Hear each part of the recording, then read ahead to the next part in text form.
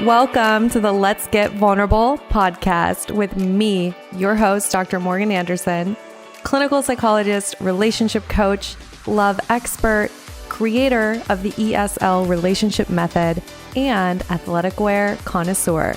My mission is to help you raise your self-worth, have great relationships, and step confidently into the next level of your life. Each week, 2 episodes will air featuring expert advice, live coaching, and tips showing you exactly how to improve your life and attract great relationships. You deserve to feel empowered, secure, and loved. So buckle up and let's get vulnerable. I am so excited for this episode. We have the one and only Susie Moore. Welcome, Susie. Welcome me. I am so happy to be with you. Thanks for having me, Morgan. Absolutely. I'm going to read your bio just to give the audience a little intro about you. Susie Moore is a world-renowned life coach, author, and host of the top-rated Apple podcast, Let It Be Easy. She's a sought-after expert for media outlets and has been featured on The Today Show, Good Morning America, Dr. Oz, Business Insider, Forbes, Oprah, The Wall Street Journal, Cosmopolitan, and Marie Claire. You are a busy lady. I love it. In addition, she's the resident life coach for Kindest, the world's leading health and wellness site for millennials, and the author of Let It Be Easy and Stop Checking Your Likes. Yes, thank you. Let's go, Morgan. If you have not read Susie's books, you need to go get them. I'm going to start with that. Let It Be Easy, Susie, is one that I read and read again because I just feel like it's things that I need to hear over and over and over. I think that, first of all, thank you very much. But it's interesting how especially high achieving women love to overcomplicate their lives and we don't have to. So even the word easy makes people feel uncomfortable. I know.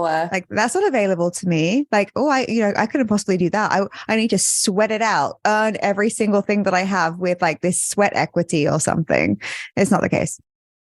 You're so right. We believe that we have to work really, really hard in order to get what we want and put in all the hours and push and make it complicated and always reinvent the wheel. And oh my gosh, as someone who used to work 14 hours a day, I've been there. But I love this idea that, hey, actually it can be easy. It gets to feel good. It's like a rebellion too, right? It's like we think about how we think about women who we look up to, like, or however we define success. We're like, oh, they're badasses. Oh, they're fierce. They're strong.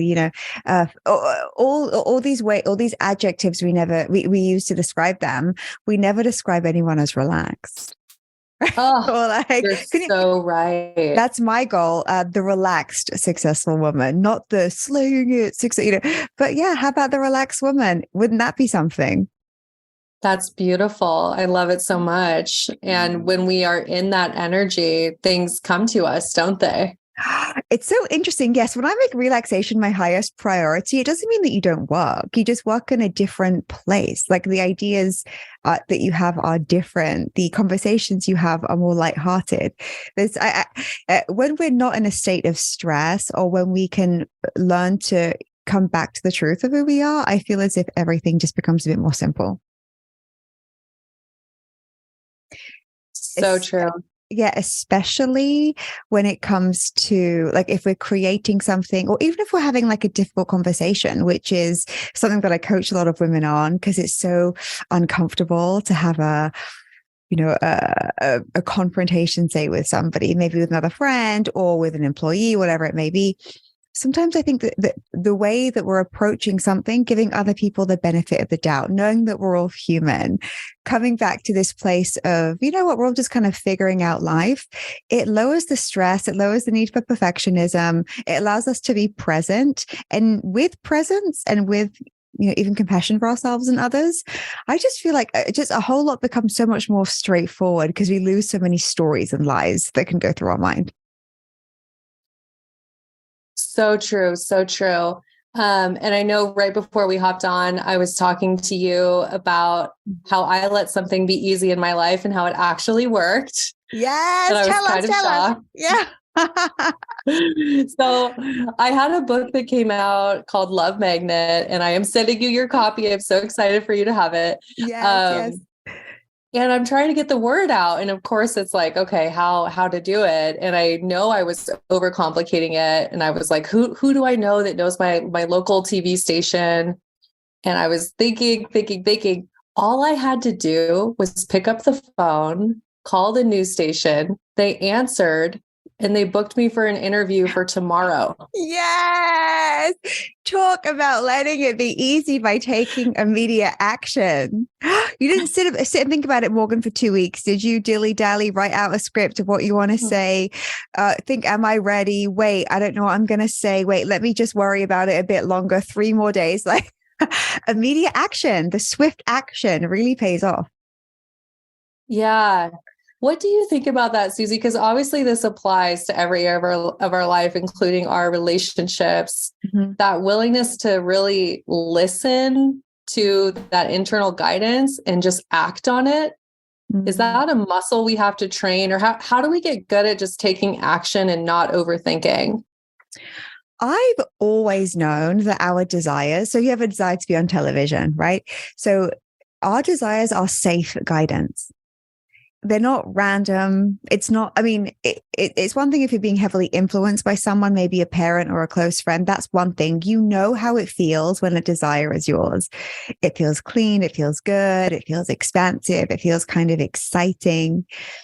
And when it comes to like, identifying your desires, it's really important to know that you didn't put them there. Like they weren't chosen by you. I always joke, like I would have chosen way more simple desires, less ambitious desires. So, but it just so happens that the desires I have in my heart are big, and I want to work with lots and lots of people. And so I think to myself, well, it's not chosen by me. It's just my setting in this lifetime.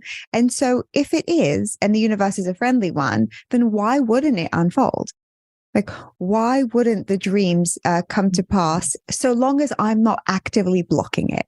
So long as I'm not throwing up resistance or throwing up reasons why it's not possible, or looking at the data, watching the statistics on why it's a bad idea to do something, giving all of my attention to the news. It's almost like what Rumi said, the poet, like, love encapsulating many things here. It's not about finding love. It's about removing the blocks that you've built against it. And he said, enlightenment is an unlearning, not a learning. So I think if I just keep coming back to the truth of who I am, stay in my integrity with my own desires, then there isn't a lot of room for disruption or nonsense on my path, because I'm just kind of keeping it clean and simple. Oh, so good. I think people need to listen to that again. Make sure you rewind and listen again. So good, Susie. I want to hear a little bit more about your story, because obviously I've read your books, but I'm specifically interested in hearing about your journey to finding love. And I know that you have an incredible partnership now, and all the people listening are here to find a great person. So tell us about finding love and what your journey has been. I am so pleased you do this work, because love is life. Right? It's what we all want. It's what we're built for. We're made to experience it. And if this is, how you help people, how you help them lose their blocks to what is meant to be theirs, that is such a beautiful, enriching thing to do. Like, what an incredible mission for you, I think. Well, I grew up with bad parental role models. My parents weren't even married. There was a lot of like drama, dysfunction. But I always just knew that in my life, somehow this relationship area was going to be a good one. It's almost like a decision that I felt that I made, that I'm going to be with someone who is a great person, who loves me, keeps me safe, takes great care of me, is honorable, noble, all those good things.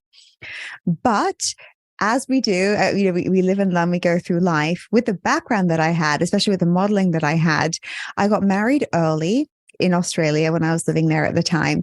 And I was married. My first marriage lasted for a couple of years. I married someone who had an addiction. And I wasn't aware of it at the time. I was very young. I was very, trusting. And that experience was probably one of the best of my life. So if anyone's like divorced here or is going through a divorce, there is nothing wrong with you. There is nothing wrong with that. Divorce doesn't have to be this big deal whatsoever. Even look at the data around it, right? It happens to a lot of us. Mm-hmm. But my first marriage taught me so much about what I wanted in a partner. And it was very fundamental things. So honesty, trust, being able to communicate clearly, knowing that you have the same values when it comes to important things like money, like children. And I have to say, after becoming separated, living on my own, I had a single period for a while, which is a lot of fun. But almost a year later, I met my now husband, Heath, by introducing myself to him at a concert. And I don't know what your opinion on that kind of thing is.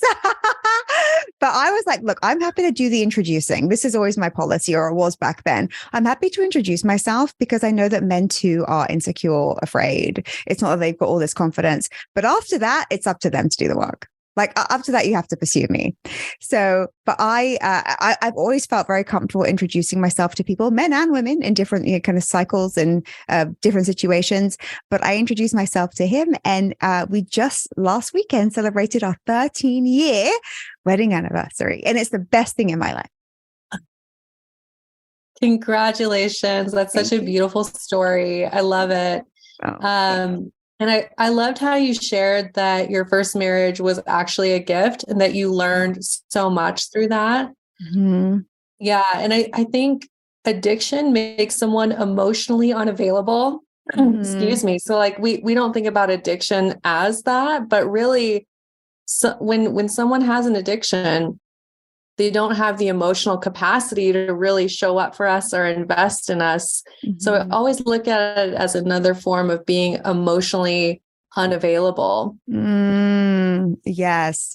And I was willing to do the work. I was willing to go at it together. And look, I wasn't perfect. You can never blame anything breaking down on one person. Yeah. I mean, I have my moments, but he wasn't willing. And you know what? That was a gift too, because I always just thought that I used to think that, wow, if you love someone enough, like if you can, step in and swoop in and save the day, then that they're all changeable. People are pliable. That's not true, my friends. Right? It's not true. You can't do the work for someone else. You can't change someone else. Do not marry someone's potential. Like, accept who you're marrying or who you're with is who they are, and that has to be okay with you if you want a long term. Like if you want something long term. I think that sometimes we can kid ourselves a little bit and we ignore the red flags because they're a bit inconvenient. And it doesn't play to our story that we have or our vision. And we do that at our peril when we're not paying attention. So good. I feel like you're giving the tough love that we all need. And it's that truth that if you wouldn't want to be with the person that they are right now, and you couldn't see yourself with this person and they didn't change for the next 25 years, and if you can't be with them, then don't waste your time, right? Oh, yeah. But imagine if someone said to you, like, oh, I'll marry Morgan because she'll eventually get really organized. Imagine if you're terribly disorganized, or eventually she'll look a little different, or eventually she's going to stop working so much and she's just going to, be there waiting on my every need. Like, that's not going to, why would we expect someone else to change when we know how hard it is to change, even if we want to? So that person probably doesn't want to. Yeah, so probably don't even want to change. And if they do want to change, then even then that has a whole, there are many aspects to it, but it's an unreliable thing to bet on in your future. Anyone else changing, just worry about yourself and marry someone who has the same vision and who's aligned with you with the biggest things. That's it all. So good. So good. And I love that you introduced yourself and that you took action. Yes. Because I think so many women, we had the fairy tales, we had the Disney stories or the rom-coms where it's like, okay, the person comes to you and then in an instant you're going to know and you're going to go get married and run off and be happily ever after.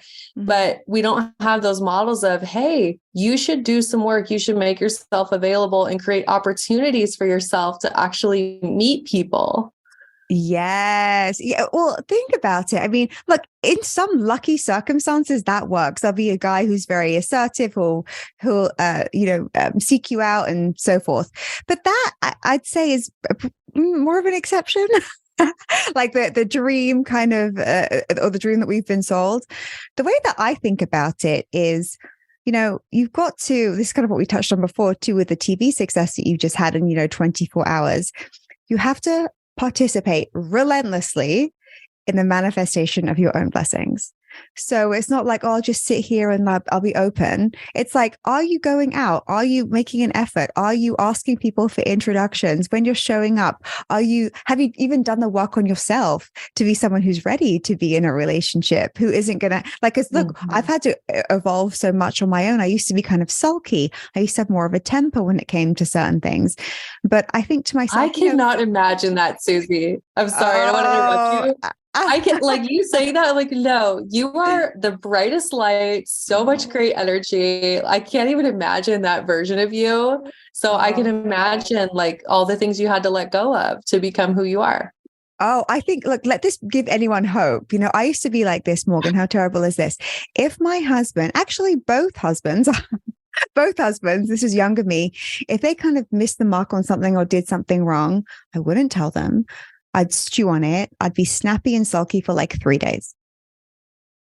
How boring. How dumb of me. Like, I'd go, well, he should know. He should know what I want. No one knows anything. We've got to tell them. Like, let's be clear. We can love ourselves enough to be clear about what it is that we want. It doesn't mean the person has to do anything, right? We can't control them, but expressing our needs is absolutely within our right. And I just don't have energy for that anymore. It takes a lot of energy to sulk, to stew, to hold stuff inside. I've got energy for far more important things now. Like this chatting with you. So good. I love it so much. Yes. People can't read our minds. And No. I talk about securely attached communication, and we have to be assertive and share what it is that we want. And that's how we're able to have relationships that feel good. If we're not doing our part, how can we create what we really want if we're not showing up honestly, right? Exactly. And this is kind of where we get out of integrity sometimes too, when we fail to communicate, or we say I'm fine when we're not fine, or if someone says, this is tricky, it's like, even a friend of mine recently, I was like, don't do this. She was in her room on her birthday because her husband was watching a game. So I don't know what game. And she was like, he should know. And I was like, no. You have to set him up for success. You have to say, this is exactly the birthday that I want. I want breakfast in bed. I want to go shopping for a gift. I want to go out for lunch. And then I want to watch a movie. Whatever it is, lay it out for him. Let him succeed. Yes. Get what you want. My Christmas gift this year, Montana Sapphire ring. Oh, beautiful. I showed my boyfriend the exact ring I wanted in the shop and said, this would be great for Christmas. And I cried tears of joy when he gave it to me. What a good man. But you see, like, do you want him to go and get you like some weird piece of jewelry from like some weird place that this one female friend from college said, hey, yeah, this is a nice store and she's nothing like you. And, let it be easy. Yeah. This is living. Let it be easy. And I like yes. Oh, thank you. I love it. Susie, you have a part in Let It Be Easy that I think the audience would really love to have us talk about, which is 117. I wonder if you remember. Build trust with yourself. Oh, yes. Yes. Is there a passage in particular that you like, or the building trust in general? To me, it's the concept that if we haven't built trust with ourselves, how can we build trust with anyone else, right? Like if we're dating and we haven't built that relationship with ourselves, how can we expect to show up for a partner and have a great relationship? Yes. Yes. Well, I mean, think about it. I think about it this way. Imagine if you have like a friend, right? So even just say like a female friend, and you agree that on Tuesday mornings at 7 a.m., you guys are going to go running for an hour before work, right? Just say that that is your agreement. Okay, New Year, Tuesdays at 7 a.m., we're going to go running. And then the first Tuesday, she's like, I don't feel that good. The following Tuesday, she's like, I can't make it today for whatever reason. The third, say there's a third time she flakes. How much trust you have with that friend? Are you like, oh, she's definitely going to be there next week? Or wow, this is one I can really rely on, right? It's the same with us, right? If we say we're going to do something, if we're like, this is, I'm going to make that bold move. I'm going to send this email. I'm going to leave my job this year. I'm going to, or switch careers, or I'm finally going to move to Paris. When we say it, don't do it. Say it, don't do it. Say it, don't do it. We are that friend who doesn't show up for the 7 a.m. run, and we don't trust her. And when we don't trust ourselves, interestingly, the word confidence has a Latin origin, confida, meaning to trust. So self-confidence is self-trust. So when you build this relationship of trust with yourself, then you don't even need to worry about confidence because you have it. Like, you know who you are, you know that you follow through. And it's just almost like this thing that happens on its own when you just stay on track. You know that feeling, right? I've got like 2 friends right now. I'm like, I don't want to hear about this anymore. They've asked me, like, one's writing a book, one wants to start a podcast. I gave them guidance on both. No one's done anything. Right. And I'm like, well, it'll come to me when you've done something. Like, I'm not asking about it anymore. Like, and I know that they don't feel good, not because of me, right? Because I'm always there for them. Right. But they don't feel good inside with how they're not showing up for the work that they say they're going to do. And that's something for them to reconcile. Yes. Gift if they want. And when we are attracting partners who don't keep their promises to us, a lot of times that might be because we're not keeping the promises that we make to ourselves. And that's kind of our standard or our way of being. So we allow that into our lives. Yes. It's almost like this, like, I love the word standard. It's almost like having a minimum. It's like having this is how it works with me. It's almost as if like that's how it works with me. You see that's how it works with me on my own, like how I show up for myself. And so you either come in, or it just won't be a match. Like it's simply not going to. Yes. And we admire and we fancy people who stick with, like, who are reliable, who show up for themselves. It's a very attractive quality. Yeah. It's like, wow, they've got their stuff together. And that, I mean, it is. Yeah, it's very attractive. It's like, oh, this person's like, they go in places, or like it's almost like this. If you've ever had like a stable parent or a stable figure in your life that you can rely on, that they're the people we want to be around, because it makes us feel safe. So yes. when we feel safe, that stability that you create for yourself is then generous too for others and alluring. Yes. And a little bit of a distinction with this, one of the things I love is the idea that self-compassion is also keeping the promises to ourselves, because sometimes I think we're like, oh, it's bubble baths, or, I'm able to get my nails done or something, but it's actually so self-compassionate to show up for yourself and keep the promises that you make, even if it's hard. Like, to me, that's real self-compassion. Say more about that. I'm interested to hear about it. Well, I think it's this idea that when we really love ourselves, if there's something that's on our heart and there's something that we desire, we make sure that we show up for it and we make it happen.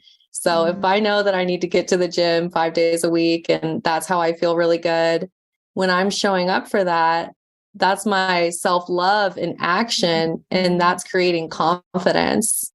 I think sometimes we think like self-love is like just being nice to ourselves, or which it is. But I also love self-love in action through keeping the promises that you make to yourself. Yeah. I agree. And I think too, like something important here is that sometimes the kindest, most loving thing to do for ourselves is the thing that we don't want to do. Right? People often look at me and they think, oh, I never do anything I don't want to do. Right. And like, That's not Right. true. Like that's not true. Like yesterday I do daily episodes on my podcast, 5 minutes in the morning. And yesterday I kind of woke up a bit tired. I'm like, I had it scheduled, record like 10 episodes. And I was like, Yeah. oh, but I don't want to like, the same thing. And I'm like, I'm just going to get up and do this. Like, I'm going to do the thing because I don't want to push this to another day. Then I'd had to do it today. Right. And, Yeah. last night I went to an event in the afternoon. I felt busy with a couple of things that came up and I was like, oh, maybe I can just kind of decline this event. But the friendship is important to me with the person who's hosting it. And so I'm like, no, I'm going to follow through and show up for that. Maybe I won't stay as long as I initially planned. And that's what happened. And I felt really good that I honored my commitment. And look, there are exceptions. If I was sick, no way. If I was in a terrible mood, I would absolutely give myself a break and move a pod recording date or cancel an event. I have no qualms about that, but in those kind of in between, I don't know. When I lean towards doing the thing that I've committed to, I know that's good for me or helpful for someone else, it feels good. Like it feels I good. agree. And that's part of building trust too. It is. It is. It is. I feel like I could talk to you for hours. There's so many things that we could talk about. One thing I wanted to ask you about is for the woman who feels like there's no good men out there, the dating apps suck. She hates her dating life. And yeah, like what would you say to that person who's just really, really frustrated with their dating journey? I would say this: the dating journey, the dating pool, the dating landscape isn't the problem. Right? It's your relationship to dating that needs the evaluation, right? Because I'm sorry, there's proof everywhere. Like, how many engagements do you see day after day online, hearing about it, seeing it in the news? Like, people get engaged. They meet online. They meet at work. They meet at concerts. They meet in every single day. This happens.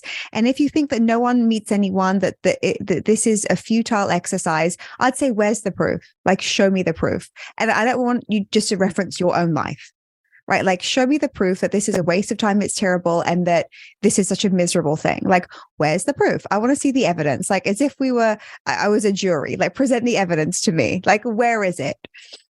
And then I find that often the opposite thought is true. Like, the opposite is actually the truth, right?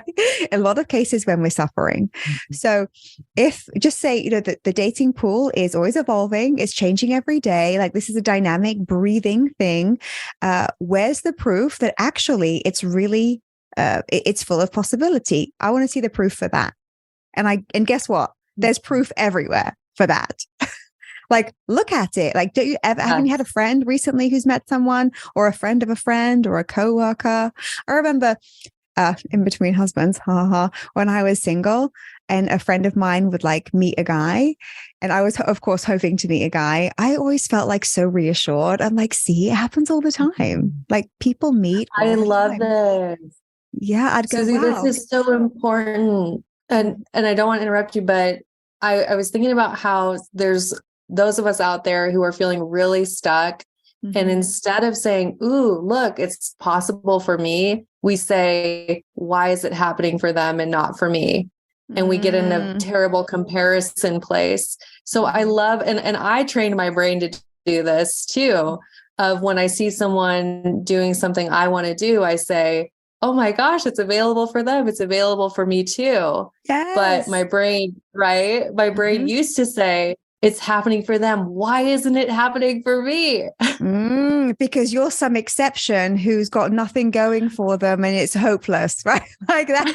But where's the proof? Where's the proof? We're all human beings. Yeah. Right? We all come from the same creator. So if something's possible for someone in love, with money, with whatever it is, it means it's available to us.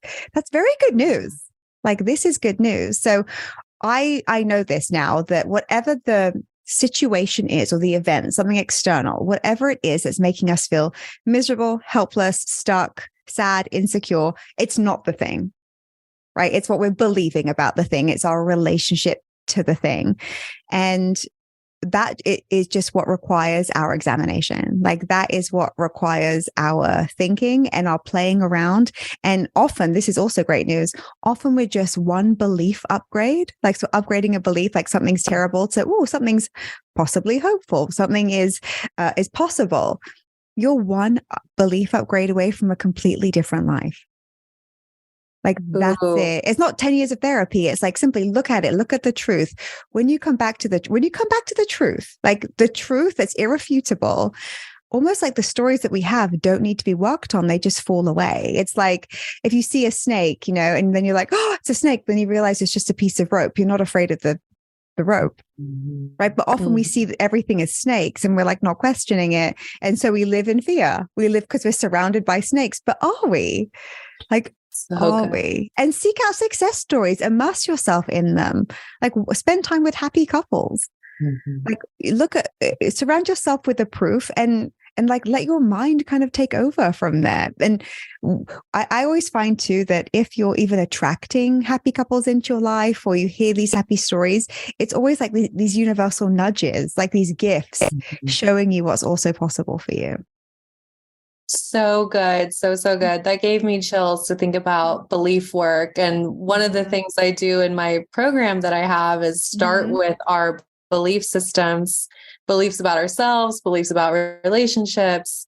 Yes. And it's amazing just by looking at them, because we have so many that we're not even aware of. But just by looking at them, we can make such a big change in our life. Oh my, it's the only thing actually that we need. I know. To change. In a lot of cases, I always think, okay, so how do I know if someone needs belief work? Easy. They're not satisfied with something, right? There is an area of their life where they're not satisfied, their body, their bank account, their career, like whatever it is, their love life. Okay. And then I know as a coach, my only job is to work out their beliefs around it and to come back to the truth, because there is a lie that's being believed somewhere.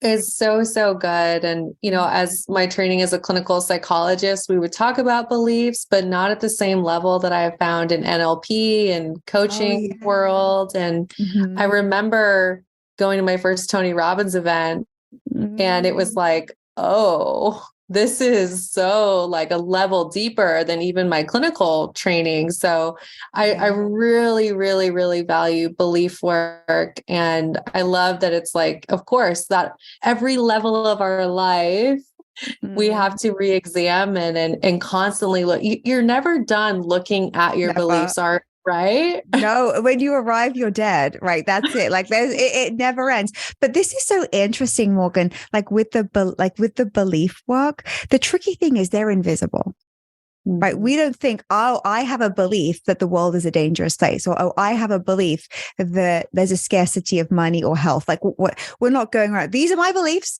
We don't know. They're completely subconscious. Right. So that's why life is so generous by giving us feelings of dissatisfaction, which point to the fact that we need to do a little bit of inner work, just in terms of examining what we're believing about the thing that isn't satisfying. So it's almost like this gorgeous invitation. Whenever even a friend says to me, oh, I'm really unhappy about something, or I'm upset, I'm like, yes, great. There's an opportunity to upgrade something. Like we're ready for an upgrade. Discomfort is great. Like being unhappy is great. It's an invitation that there's something to let go of. That's it. Isn't that wonderful?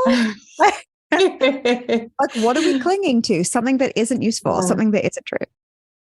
I love that so much. And I think it takes time to train your brain to see it that way, right? Because it's so easy to go, this thing is terrible. And that's all it is. I'm helpless. There's nothing I can do about it. It'll just be this way. But to see it as an invitation to heal, to examine, to get a belief upgrade. Yes. That's such a better way to go about life, isn't it? Like it sounds more fun. Oh my, and the great thing is, like, it's completely within our control. Most people, Morgan, never know how powerful their minds are. They never know how powerful they are as creators. They just think, oh, this is life, this is like how it is. Well, according to who? Like, go to another country. It's not how it is there. It's not how it is for the person living down the street. Like, we all exist in these individual realities. But I find that if something's showing up in my life again and again that isn't good, unwanted, doesn't feel good in my body, then it's going to be up to me. Like there's going to be things out of my control that I can't change, which will always be the case. But the piece that I can manage is entirely up to me. And I can't think of anything more painful than not taking responsibility for that. That's one thing I love about your work is talking about ownership and taking responsibility, that no one's coming to save us. No. That's good news. Like, because then we're waiting on the guy or waiting on the girl to swing on over. And we're like, what? Where are they? Yeah. Yeah. It's inside of you, honey. You know what I mean? Like you've got everything you need. You're equipped. So So I always think, like if no one's coming, that's wonderful, because I guess that I'm responsible. And you know what? I know a thing or two. I've been here before. I've struggled through some stuff. Look, I also love even just conducting like mini life reviews with people to remind them of how much they've already accomplished, how much they've already survived. Even like we forget how strong we are. We forget how resilient. We forget how much we've already changed throughout our life experience. So why would that stop? Like, why isn't the future just going to be a continuation of that? I love it so much. Yeah. And I think another thing to realize too is that no matter what you've experienced in your past, and I know I had my own share of childhood trauma, and I know from hearing your story, it wasn't like you came from this perfect family. No. Right. And like, there's so much. And I think it's so inspiring when we realize like, you actually just get to create the life that you want. It doesn't matter what your past was. It doesn't matter what your past relationships look like, your past career. No. When you allow yourself to connect to what's possible and take action, right? Yes. And the action is the important piece too. Yeah. I think, when it comes to, like creating the life you want, we're creating it whether we realize it or not. Like it's being created by us. Are we conscious of it or are we not conscious of it? And so being conscious, examining, inviting all discomfort as like, oh, something's knocking here. There's something, there's an upgrade.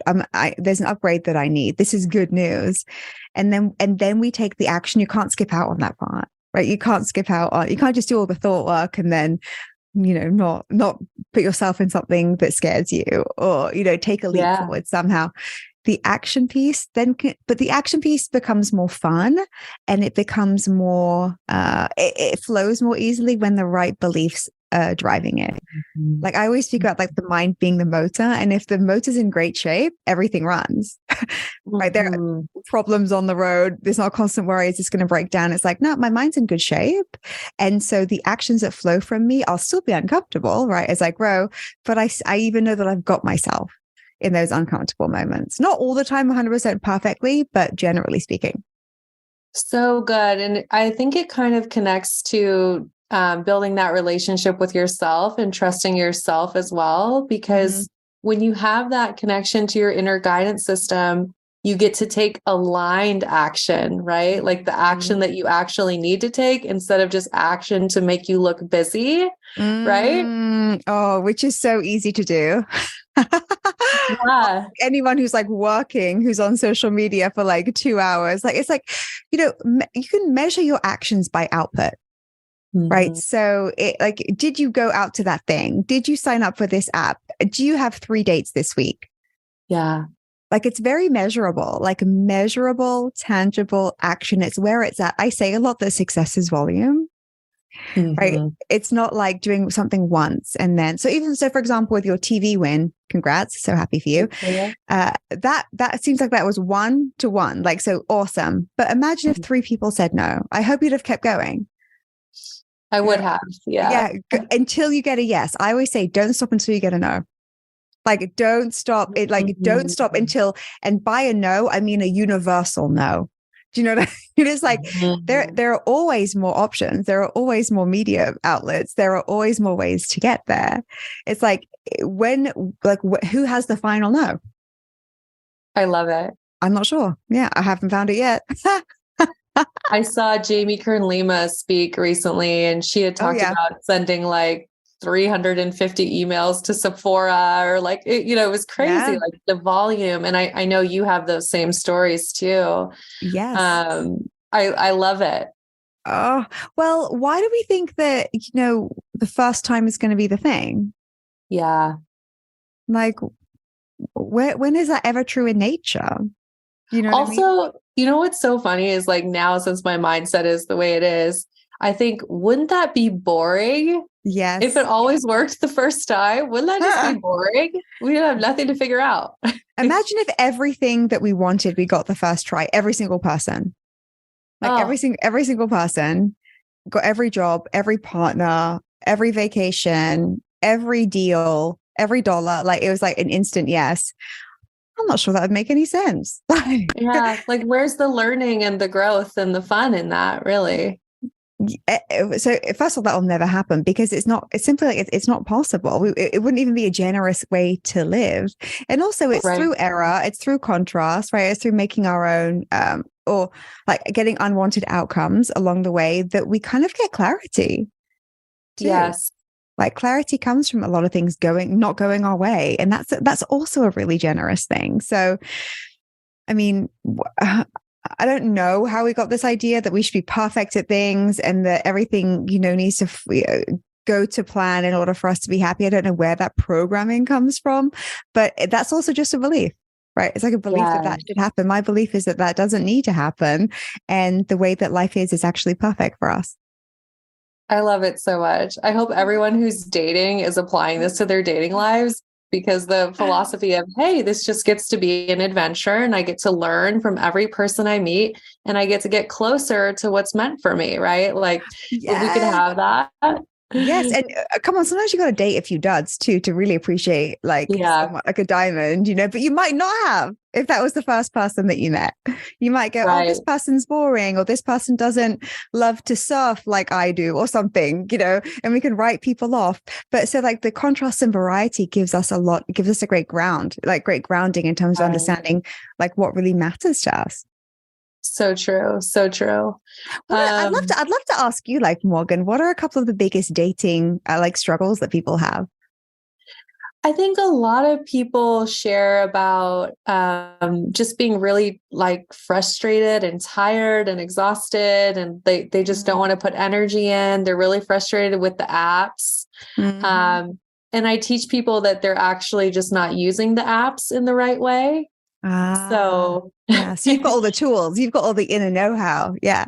And I think also just a lot of people are taking their past and they're letting their past relationships create the belief systems for the future relationships. And you and I know that you have to have a blank slate when you're moving forward and creating what you want. Right. So yes. Yeah. Your past relationships don't have to mean anything. Don't have to have any impact whatsoever. Like I always think about like the wake of a boat, like when you see a boat, we see so many in Miami here. Of course, like a boat leaves a wake. How much power of the boat does the wake have? Like how much does the wake impact where the boat is going? Yeah, it doesn't. It doesn't, right? So it's and so it is with us. Like are we gonna, unless we keep looking back, right, and going, gotta stay in line with the wake. Like that's up to us. But the wake has absolutely zero power on the direction of a boat, and our history has zero power over where we're going. It's just up to us. It's a decision. Yes, absolutely, absolutely. We were talking about belief work and being excited about things in our lives and using that as data as like, okay, this is what's meant for me. Mm-hmm. I really want to ask you, is there anything in your life right now that is like the next level for you that you're excited about, that you're having to say, okay, take action on this? I feel like always that's the case, right? Like, and that's the best thing about being alive. Like you said, right? You never arrive, right? There's never a point of, yep, I'm good here, I'm done. Like that's when we go 6 feet under, right? Like that's when life is over. So this year for me, I'm just expanding a lot. Like it's a great growth year for me. And I just want more and more people to understand the power of belief upgrades, belief makeovers, and increasingly, so much love and focus of mine is in my life coaching membership called Self Coaching Society, which is growing. It's so cool. And we work on the most common problems that are holding us back from everything that we want to be, do, and have. And I just think like this, to me, the biggest tragedy in the world is human beings not understanding how powerful they are, like not knowing how to use their minds, because our minds are so sophisticated, more than any computer, right? Like human beings made the computer. Like think about what we have, what we can tap into, what we access when we use our potential, when we use our inherent skills. Like we are very powerful beings. And so it's such a mission for me to not only convey that, but to make it really operational in people's lives. So how does that, but what does that mean if I hate my mother-in-law? What does that mean if I can't get a job? What does it mean if my boyfriend's, cheating on me? Well, it includes all of it because it's all about our relationship to the things in our lives.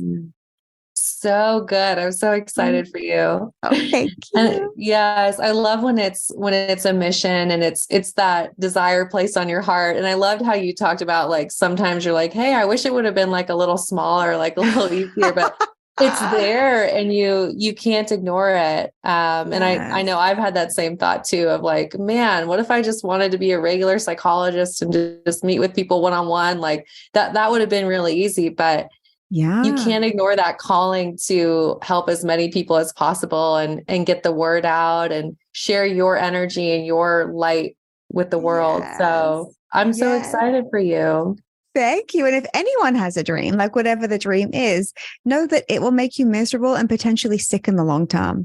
If you don't listen, like if you ignore yourself, if you ignore your own needs, like we think it doesn't matter. We can use what's realistic as justification. We can listen to people who will like dampen our dreams, but only you know how that feels. Like only you know. Yes, Susie. And it's funny. I think about this with relationships where some people try to ignore that they really do want partnership and they want that best friend and they try to just cover it up with working more or being the cool aunt or using alcohol, right? And they like try to numb out that dream of partnership. And that makes me so sad. And that's obviously why I do what I do, because I want people to know it's available and that it can be different for them. But all of our dreams have to be honored.